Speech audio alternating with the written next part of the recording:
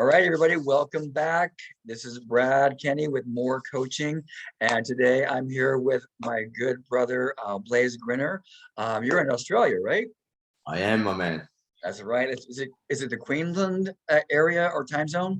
Yeah, it's Queensland. We call it the Sunshine State. It's paradise. That's awesome. Well, we're in California, the Sunshine State. So there you go. Well, I want to say again, in front of everybody, just how grateful I am that you're here. I've been following you on Facebook for a while now. I had every intention of coming to one of your retreats, and then life happened. But I will make it out. I would love to share some time with you in person. So let's dive in, brother. Tell everybody what you do and why it's important to you. But before that, you mentioned to me something about your name that you like to talk about. Yes, and so yeah, at the moment my name is Blase Grinner, and Grinner isn't actually my biological last name. So the reason I changed my last name is short story. My dad was very violent, domestic violence with me, my mum. His father was that as well. And so when I found out I was about to become, when I found out I was having my first boy, I decided to be the man in my lineage to break that cycle. So I changed my name by default just to put that like dent. And so people would want to ask in the legacy of like that clan or my tribe, why did that happen? And yeah, and so my partner and I met online. We had to have a tagline, and mine was smiles and smirks, giggles and grins. And I was very successful at rugby league, which is in America, the NFL. And so I always thought that I'd really make it, I'd be famous. And I wanted kids to be able, when I signed my name, they could see it. Because as kids, I'm like, who's that? It was just a scribble. Right. And so now, Blase Grinner, I actually have a smiley face as part of my signature. And so every time I write my name or sign anything, I'm always smiling, and I've been able to hand that on my kids. And the stem from that, it was one of the most difficult conversations I've ever had to have with anyone, to tell my father I wasn't taking his last name on anymore, which opened up a discussion that our last name, all my brothers and sisters, and dad's last name isn't his biological last name either. So mum didn't even know this, man. And so I love Indigenous culture and tribe. So his mum broke up with his biological father. Stepdad came in, the mum changed, my grandma changed my dad and all the kids' names to the stepfather's name. So that name, and so it was literally because I changed my last name to Grinner, we actually found out more about our lineage than ever. Oh, wow. Yeah. That's awesome. How it all works, man. Yeah, I love that story. I'll just share mine really quick. I actually thought about changing my last name as well. My dad was not the abuser, my mom was, but my dad never stepped in to stop anything. And so I was so, I'm not going to say really angry, because I really just felt more sadness and disappointment about it than I was angry. And I just thought, you know what? It took me a while before I finally decided, you know, I'm going to do the same thing that you did and break that cycle, but I'm going to bring honor back to that name. And so that was the decision that I made. And not that he was a dishonorable man in life in general, but I just felt that if you're going to either step into that parent role as a biological or a step parent, that comes with a lot of responsibility. So I'm really thrilled. And again, as I said before we started recording, I love all your posts about your family. It's very clear that family is important to you. And so again, thank you for being here. So let's tell us about what you do and why it's important to you. So I'm a men's coach. So what that means is, the easiest way to describe it, if people don't know what men's work is, I'm a life coach, but pertaining to men. Why that's important to me is, firstly, just personally, just the tragedies I went through in life. I was suffering in silence. And then I had someone very, very dearly close to me, very, very close to me, attempt suicide when I was 22 and he was 18, slit both his wrists, got 26 stitches and 60 seconds away from bleeding out, and he survived. And one of the reasons is that he blamed me that he didn't think he could ever talk to me about anything. And I really took that heavily, and I went wayward for about 5 years, and I was addicted to everything. Drugs, alcohol, pornography, gambling, prostitution, use steroids, use anything to like numb that sorrow, because I didn't have the emotional intelligence to be with all of that. So that I've seen that mirrored in so many men, and the more work that I do, and I now realize that all of that is now my superpower, because I'm so relatable. There isn't a man I can't relate to, because everything that's happened to me. I've also been molested, so it's like everything. Like it's like not much that I haven't heard or seen that hasn't happened directly to me. 3 years suspended jail sentences when I was 18. Like all of this wayward, colourful life. And so that was just a personal thing. Had a spiritual awakening when I was 27. I was in construction for 10 years and just started asking bigger questions. Was like, who am I? What am I supposed to be here on this planet? And I started looking into, I've always been having an entrepreneurial mindset. And then I started really what is needed to change this situation right now. And I was in construction industry, that macho culture, these really hurt men. And I'm like, men need support, men need help. And men aren't showing up for their families. They're not leading life anymore. We're in a generation of people pleasing nice guys. Right. So the universe, God, Google, Allah, Buddha, Google, whatever you want to call it, just had a great plan. So I started working on myself, and I found personal development. And then I fell in love with it. And I was very fortunate to have some amazing mentors that are renowned worldwide, and just got in proximity with them, started some big stuff, and then just started seeing how prolific men's work was. And then it was, that was about 5 years ago. And so that's why I got into it. And then my belief too is that the feminist movement needed to happen, because women needed to rise up. They needed to claim that space, and they did it for themselves. Why I believe that men's work is going to be bigger than the feminist movement is because men are standing up for the sake of themselves and their family. It's a we thing now, and it's coming back together.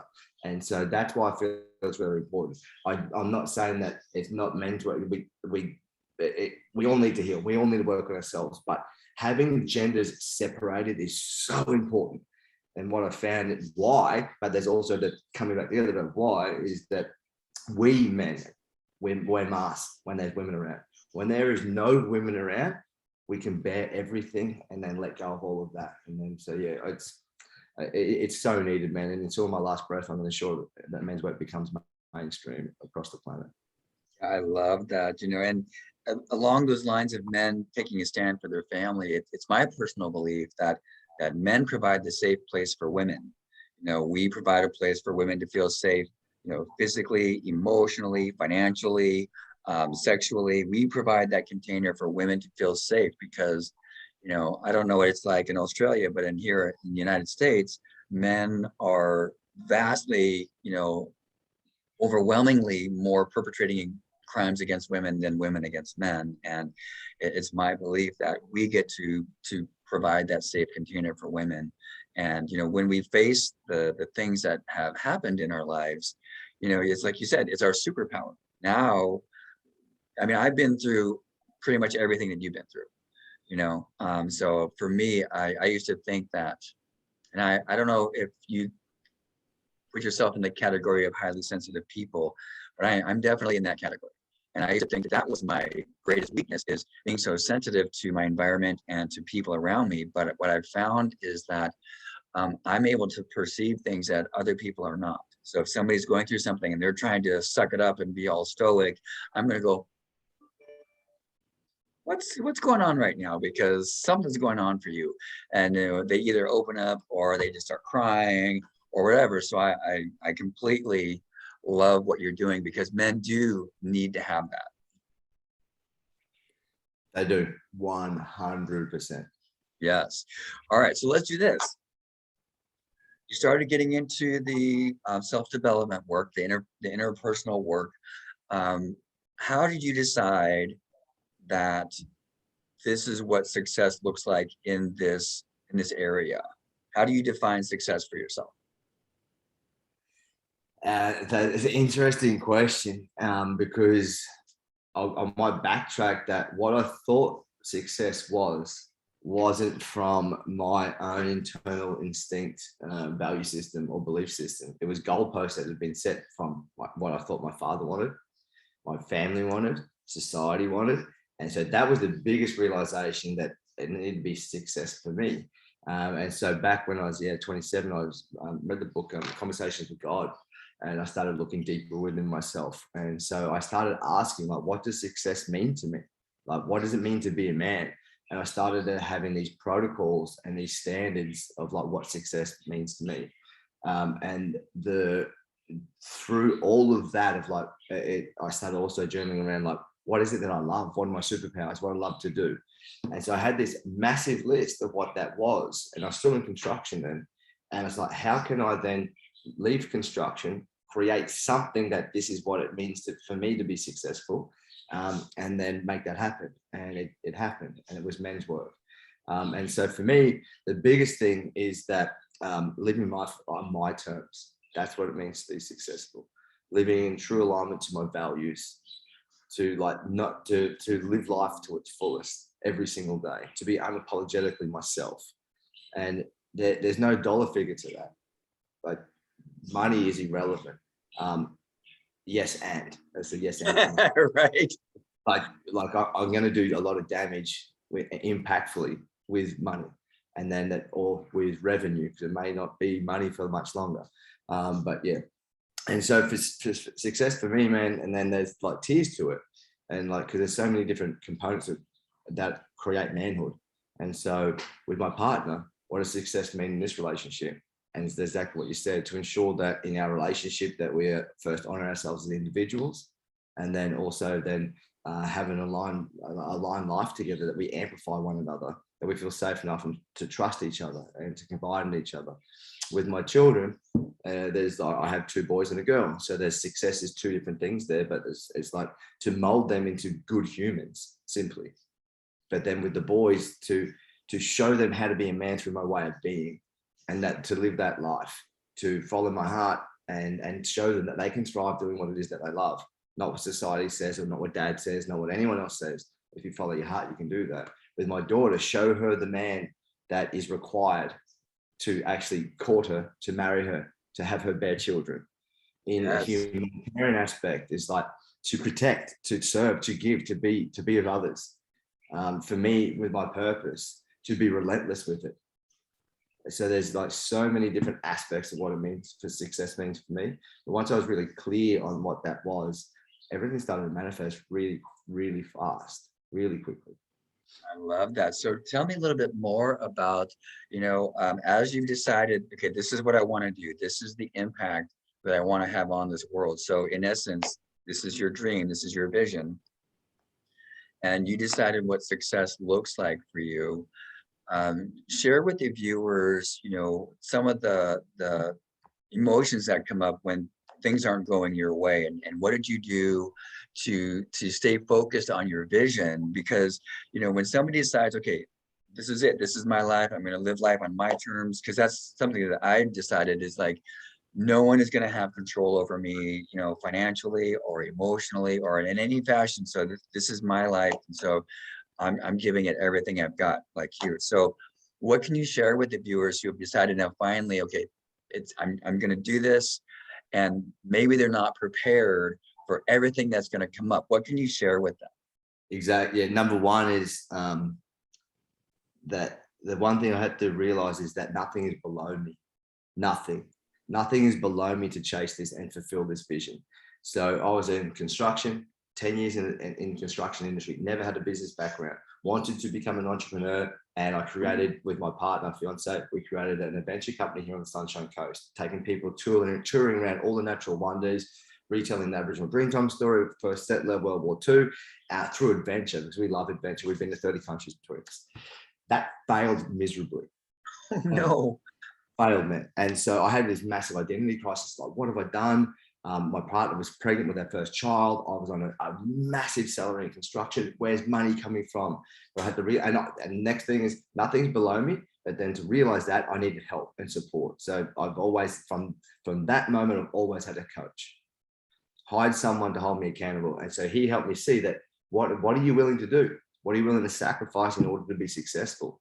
And so it was like, get out of my head and just make it work. So I had 3 part-time jobs. And so as I started to build this business, 3 part-time jobs. So I went from a boss, and I was running 500 men, $140 million project, to then going back on the screed concreting. Oh no. On the screed concreting, I was towing a caravan once. I was towing caravans another day, and I was working in the tourism industry in our local town 1 day a week. But the thing was, I was the happiest I've ever been because it was on my terms. I went through 7 different concrete agencies or companies until I got to a company that was going to give, I was able to work the hours that I wanted, I got paid cash, and I was able to choose what days I wanted. I had to go through 7 no's until I got the yes. So towing caravans, I just started listening to audibles about business and entrepreneurship and learning and consuming it, and paid to do that. The corporate industry at the time, I was in that realm. So proximity is power. Put myself into the system so I could learn about the tourism industry. And so, but it was on my terms, happiest I've ever been. It took a little bit, but because it hit. There was a deep failure within that. So yeah, knowing that nothing is below me, number one, and then number two is just like that, being relentless in that vision. So yeah, that was the very first big lesson. I love that, because I had the same experience that you did. I sold my home in Seattle, Washington, and cashed out my retirement accounts. And I was, have you heard the term "burn the ships"? Yep. Yeah. Oh yeah. Yep. Yeah, so that's what I did. I went down, no plan B. It's either going to work or it's not. And so I get down to San Diego, and I actually did really well at first. I was like, why are people saying coaching is a hard business to get going? This is super easy. This is long. And then it got hard, right? And then I got in my head about it. So for the viewers that are watching, if you're experiencing that, it's okay. And what that did for me, unfortunately, or maybe fortunately now, is I went through every single penny that I had, because I wasn't going to give myself a plan B or a back door. I said, okay, I'm either going to make it or not, and it's either win or learn. And I completely fell flat on my face the very first time. And I figure, if Bill Gates and Richard Branson and all these other people can fail and fall flat on their fucking face, so can I. I mean, who am I to be that special that I never fall flat on my face? Because if you don't learn the hard lessons, right? So I'm truly grateful for that. And so now that I'm back in it again, I know that I can go through really stressful situations and like, oh, okay, I can easily deal with this. So everyone who's watching, know that it's either win or learn. You either succeed and you keep on doing what brings success, or you learn what not to do, right? Yeah, 100%. I just want to, for your viewers, that burn the ships, that where that comes from is, I can't remember what war it was or whatever. They burn all the boats, so the warriors or the gladiators knew that there was no way home. Yeah. The way that I teach that is burn the back door. And so people know that that plan B, that back door, we leave the back door open. So, oh, I'm going to go do this, but I know there's a back door. I know that if I fail, I can go back that way. And so the way that for your viewers is like, that there's a back door. An example of this is that when you get, when someone rings up and says, hey, do you want to come to a barbecue in 2 weeks? Family barbecue. Yeah. But in your mind, there's a back door that you can back out. That you like, oh, on that day, it's like, oh, I'm blaming the kids. That's a back door. Burn that. Just say yes, just say no, whatever it is. If you don't want to go, don't go. Burn the back door, especially when you're chasing your vision. And then with Branson, I just want to mention this because this has been, when I read his story, he was like 200 million in the red or 300 million in the red before he came up with the idea of Virgin. And he was lending money. I think it was $100 million in the red, and lent another $100 million because he believed in something far greater, this vision, and he enrolled people into that. When I found that out, because I had 60K of debt for really poor investment choices as a young man. And I remember that because society and everything that was ingrained into me was like, I've got to pay that off before I can go investing in myself. And then when I learned, it's like, man, I can do both. And investing in myself, maybe I can go do that. And so I just want to give your viewers that too. Like, just remember that how we view money and investment is. Hold on for just a second. Okay. So thank you for that short little break there. Tell me a little bit about, God damn it. All right, guys, thank you for your patience. We had a little bit of a dog action outside. So, The as we all UFC, know, the dog. life happens and we get to keep going anyway. Okay, so we talked about how do we define success. And I know that you were really excited about this next question because you think people aren't going to be prepared for the answer. So what is it, Blaze? Money or happiness? Both. Both. So especially for your viewers, there's a really beautiful book by a gentleman over the States, Lewis Howes. It's the 9 Master Masculinity. Yep. And that these master men wear. I've created a 10th one, which I call the spiritual mask. And so this spiritual mask, and I studied Buddhism for 3 years. And so what I'm noticing is that there's these people hiding behind the spirituality, and they're not ready and not willing to take action. And they feel like they don't, this work and teaching spirituality and this new way of thinking should be given for free, which is, I feel, this is my personal opinion, it's like a yes and conversation, because a lot of this teaching, where they're deriving these beliefs from, are from back in like 1,000 years ago, when we didn't live in a Western society that actually, quote unquote, needed money to survive. Now, if we are able to, and if we are very congruent, and if we're doing it not from a place of money, but from a place of impact, money is going to be the byproduct of that.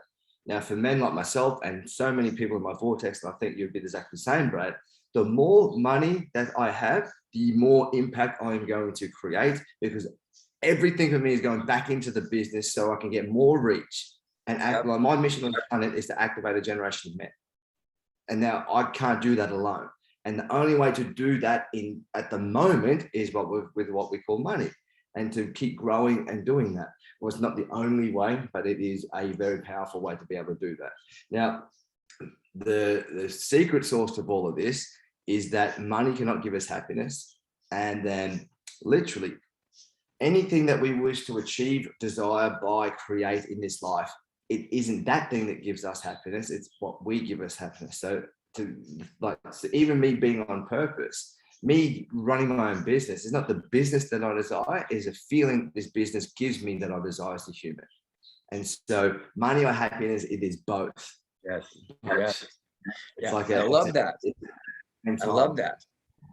It's coming back to the money part is, putting it back into the business, putting it back into ourselves, doing more work on ourselves so that we have more tools to share with people that are looking for an easier path through life, a better understanding of life, and a better understanding of themselves and others. So yes, absolutely, it is both. Yeah. Okay, so let me ask you this, because we've talked about, you've studied Buddhism, you've talked about God a little bit. Do you have a higher power that you call on?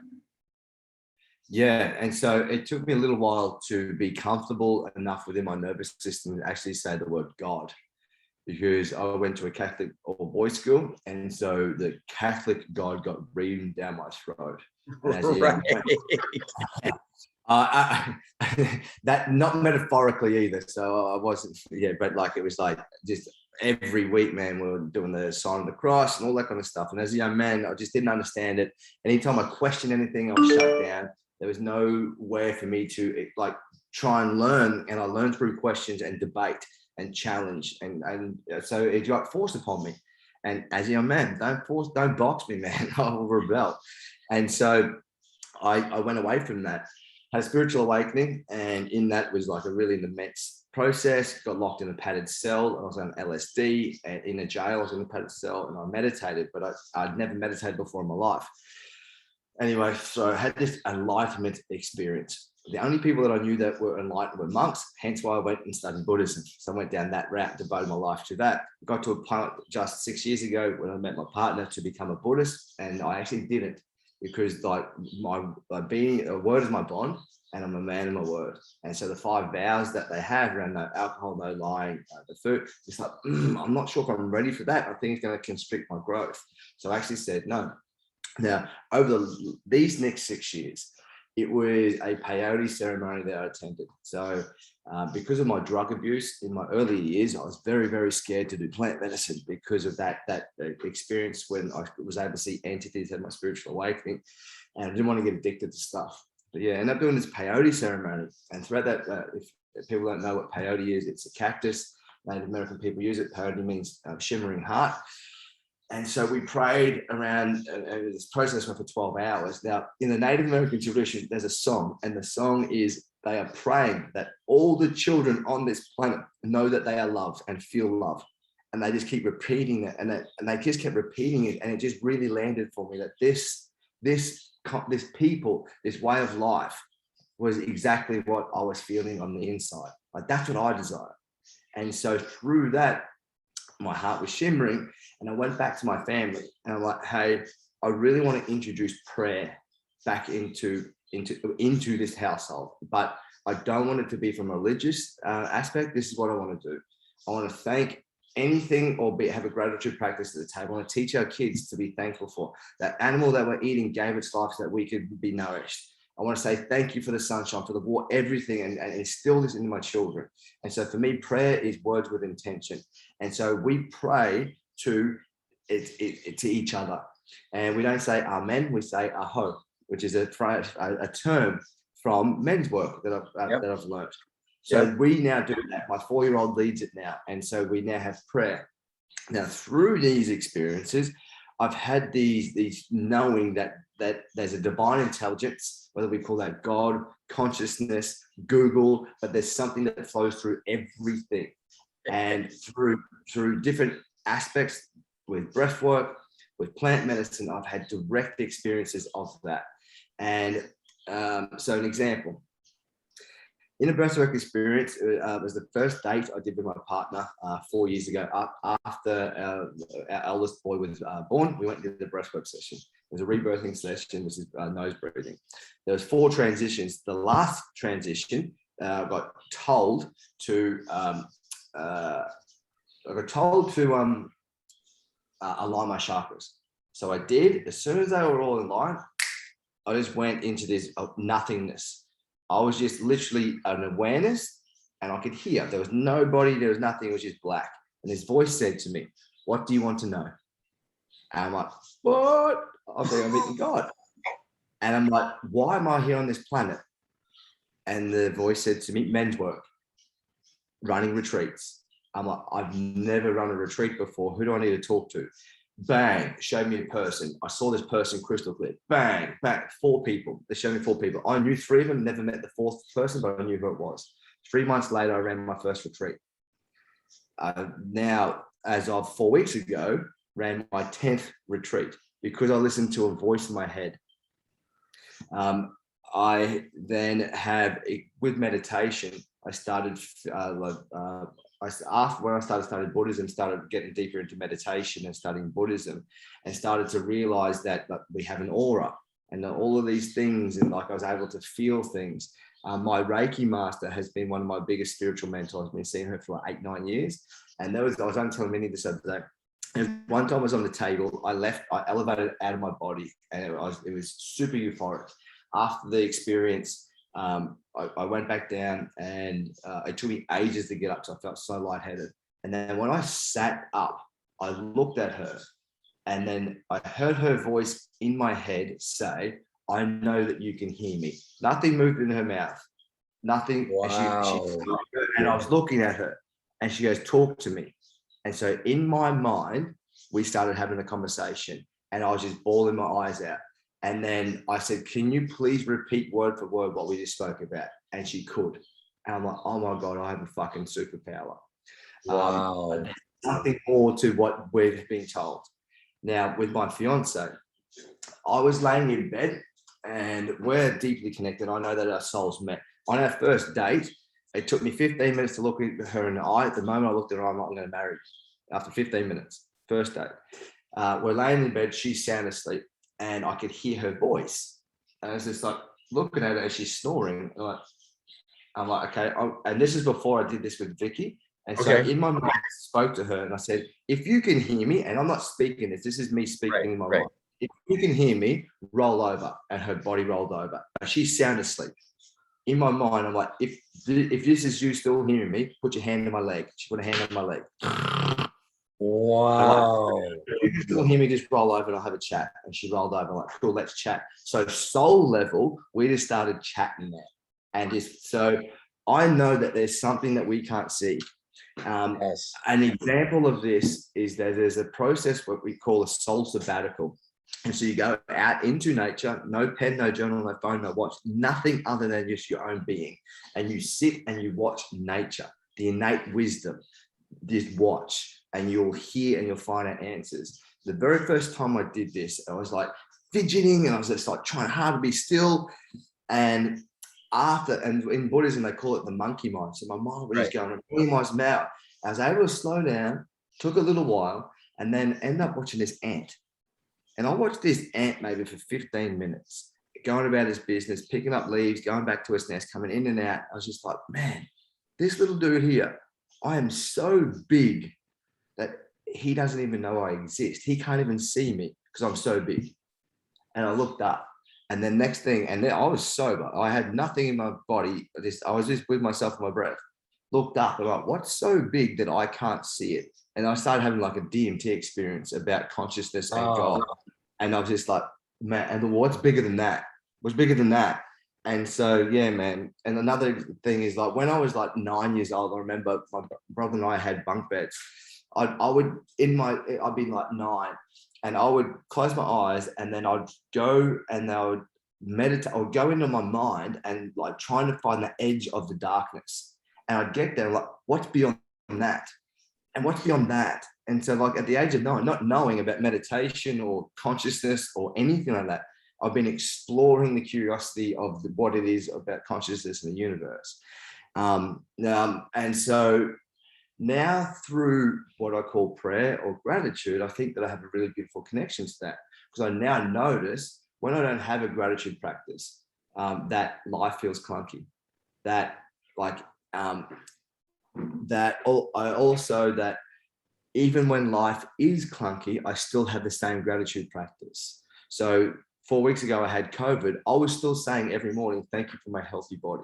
Every morning, even though I was going through a period of wellness, still having that and that level of faith So when I say that, and the reason of that God, of like why I'm only just been able to say God right now is because it took me a long time of the fear of what other people were thinking about God and judging me of what I mean to be God.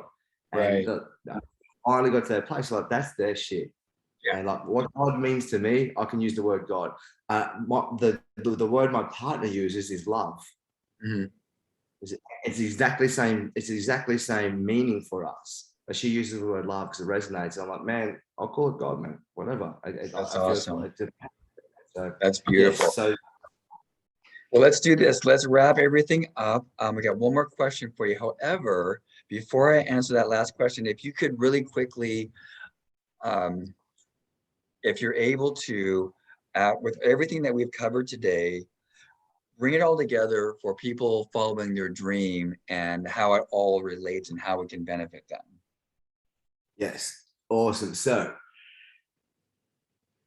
what, why, how? Super simple. If you know the what, that is your vision. You don't need to know how to figure that out. And then the secret sauce is to it is that you need to know what that why. Why do you want to fulfill that? Now there's the why comes from your feeling. And so you can draw feelings from your pain and turn that into your superpower, or you can bring those feelings from that desired outcome into here. And when you have that why, your why will get you up out of bed. Your why will consistently make you leave your comfort zone. And just remember that your what can be the craziest thing on this planet. Like to activate a generation of men, I believe that I can do that. No one else needs to believe it other than yourself. Now the how. So many people get bogged down in the how because they don't know how to figure it out. But that is life. This is the mystery of life. And that how is that's how you become on purpose. Purpose isn't a destination. Purpose is being with purpose, or living on purpose is the man or the woman you become on that journey. That's what it means to live with purpose. So the how, you do not need to know the how, you just need to know how, what the next step is. And if you don't know what if you only need to know what the next step is, and that next step, just take that. And usually what that is who do I need to ask that has done this so I can get some help and support? There is always just one, and that's all you need to take. That next step. You don't need to be overwhelmed about the 1,000 steps that you need to take, because success is sequential, which means one win after a win after a win, stacked on top of each other again, again, again, again, again. So don't worry about trying to figure it out, because over the past 5 years, that trajectory I was saying, it's changed so many times. But it's still pointing in that same direction, which is being of service, helping humanity. And I just trust that, okay, it wasn't the adventure company, which I thought it was, it is now men's work. And that's why I mentioned, and in this moment, it's men's work. It may go a different way, but I'll always be of service. However, I can activate as many people on this planet. Yeah, I love that. That's 100% true. It usually never looks the way that you thought it would at the beginning, right? All right, so yeah, let's wrap this all up. And so first of all, thank you so much for everything. If you've got a retreat coming up and you want to promote that, please let everybody know after this last question. And also, please send me all of the different ways that people can connect with you, either through email, social media, website, anything like that, okay? Beautiful, man. All right, so last question is, why is it important to have dreams or goals? It gives you something to aspire to. I heard a quote saying, the moment you stop learning is the moment you die. And so if you don't have a dream, you just get stuck in the grind, and life becomes routine, it becomes mundane, and you start to not seeing how beautiful this life and existence is. When you have a dream, when you have a vision, you have something to get up out of bed for. Your life has meaning. You exist. And so chasing that gives you something to aspire to. And so, yeah, for me, it's like, without a dream, like you're not really living, you're existing. You want to live this life. And so, yeah, that's my take on that. Yeah, I love that, because one of the things that I think about when I feel frustrated or I'm feeling stuck is that, the biggest regret that people have when they get to their final moments is not going for it. And I don't want to be that person that says, I didn't believe in myself. I didn't at least try. Mm-hmm. So I love how you said, it's having, an aspiration to do something and be part of something. And, it's not always easy. Sometimes it's really freaking hard, Yeah. So thank you again. We get to have more conversations. I've enjoyed getting to know you so much. I would really love to continue this. So really quickly, tell everybody how to get a hold of you. If you've got any retreats coming up, if you've got any books or anything at all, if you want to offer any kind of coaching opportunity for people that are looking for a guy like you. Amazing. So what I do for anyone is I offer a 1 hour session with me for free. I call it a roadmap session. So what we do is we map out exactly where you are, all the detours, the speed bumps, and everything in your life that is challenging you. Then we look at where you want to be, and then I offer you solutions and advice to get there, and then also show you the best vehicle to get there. So majority of those people end up coming in with my team and work with me. So that roadmap session, whether you work with my team or not, is going to give you an overview of the next steps to take, that vision, that dream. It's going to start giving you answers and solutions. So this is my way of giving back, because it's not salesy at all. It's a way to give. So it's called a roadmap session. You can find that through my website. All my offers are on my website. I do have a beautiful ebook called Initiated. It's how to plot and execute a vision. So the easiest way to find that is through my Instagram page. So the link, the bio in my bio on my Instagram page, go in there, you can grab it. It's $6. And inside, it's a 34-page ebook, but inside there's a 9-page immersive workbook. So it shows you how to plot a vision, how to face off with all the excuses, the reasons that have been stopping you, how to create all the solutions to combat them, how to tap in and find what your why is. And then at the end of it is then why, the purpose for it. So this is an amazing tool or asset. We call it the treasure map. So yeah, you can grab that for $6. Then yeah, on my website, if you want to direct message me, hit me up on Messenger. I always say Facebook, hit me up on Messenger. I reply to everyone. So yeah, blazegrinner.com. My business page is Blase Grinner Men's Coach. And then my name is my website. So yeah, blazegrinner.com. And so yeah, you can find, I've run 3-day retreats here in Australia. We're coming over to the States very short soon. And we're going to start touring. And yeah, there's many online offers that we do as well. Make sure you come to California first. Yeah, man, definitely. All right, well, Blaze, I fucking love you, man. Thank you so much. Really, really appreciate this. I have to get going and take care of my dog. But let's do this again. I'd love to connect with you again. If you have any dates for coming to the United States, please let me know, and we will figure out a way to meet in person. Yeah, man. So I'm getting married 11th this year. Next year will be the Australian tours. It'll be like, let's say 2020, it'll be end of 2023, start 24, I believe. But yeah, we'll definitely stay in touch way before then, man. Yeah, for sure. Thank you. Thank you for what you're doing, man. All right, brother. Thank you so much for being here. Keep doing what you're doing, and we'll talk soon, okay? Much love. Thanks for tuning in, guys. All right, take care.